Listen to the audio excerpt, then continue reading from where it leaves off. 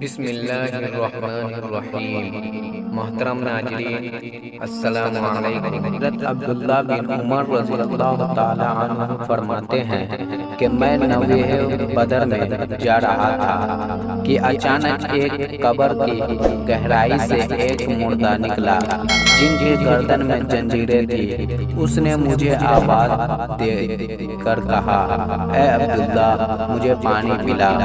اسی گڑھے سے ایک اور شخص برآمد ہوا، اس کے ہاتھ میں کوڑے تھا۔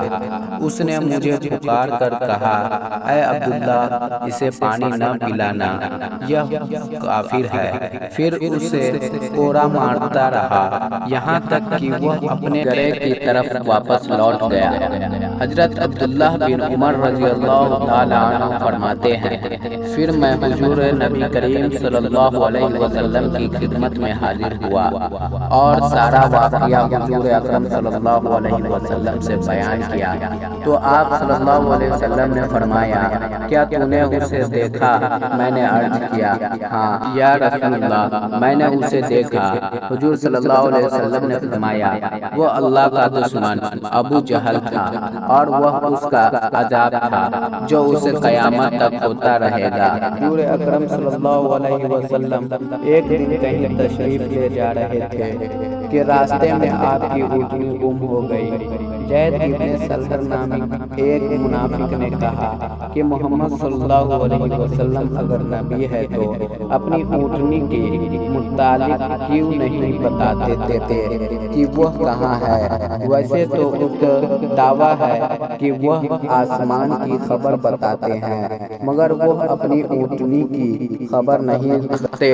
حضور اکرم صلی اللہ علیہ وسلم کی اس بات کا پتہ چلا تو آپ صلی اللہ علیہ وسلم نے فرمایا، فلاں شخص میرے متعلق ایسا کہتا ہے، حالانکہ مجھے اللہ تعالیٰ جس بات کی خبر دیتا ہے میں اسے جانتا ہوں اور میں اپنی اونٹنی کے متعلق بھی جانتا ہوں کہ وہ کہاں ہے۔ میری اونٹنی فلاں وادی اور فلاں گھاٹی کے پاس کھڑی ہے اور ان کی نکیل ایک درخت کے نے پکڑ رکھی ہے، یعنی اس کی نکیل ایک شاخہ سے اٹکی ہوئی ہے اور اونٹنی وہی کھڑی ہے، جاؤ اسے وہاں سے لے آؤ۔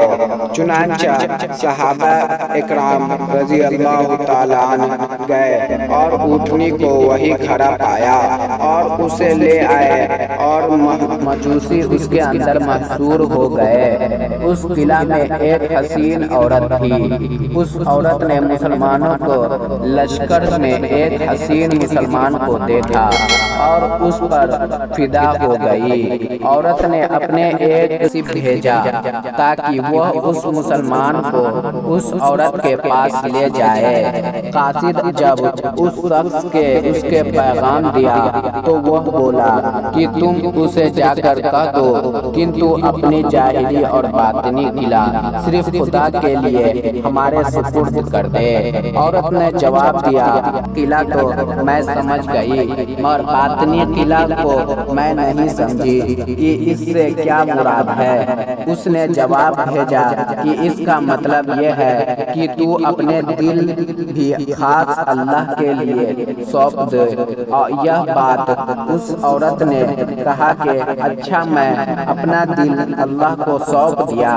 اس کے بعد اس عورت نے قلعہ کھول دیا اور مسلمانوں کا لشکر اندر چلا گیا۔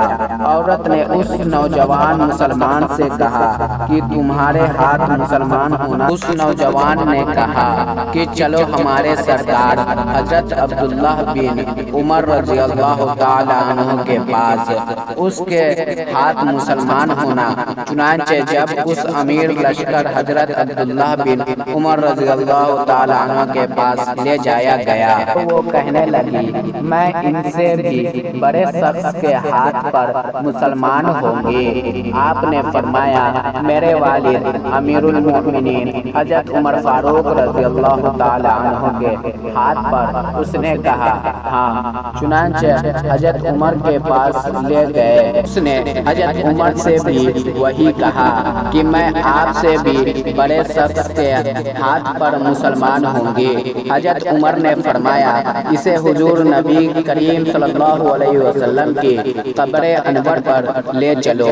چنانچہ اسے روز انور کے پاس لایا گیا اور اس نے جو ہی قبر انور کو دیکھا تو کلمہ شریف پڑھے اور اسی وقت جان دے دی۔ دوستو ہمارے ویڈیو آپ کو اچھی لگے تو ویڈیو کو لائک ایوم دوسروں تک شیئر ضرور کریں۔ مزید اسی طرح کے ویڈیو دیکھنے کے لیے ہمارے چینل کو سبسکرائب کریں۔ ملتے ہیں اگلے ویڈیو میں۔ خدا حافظ۔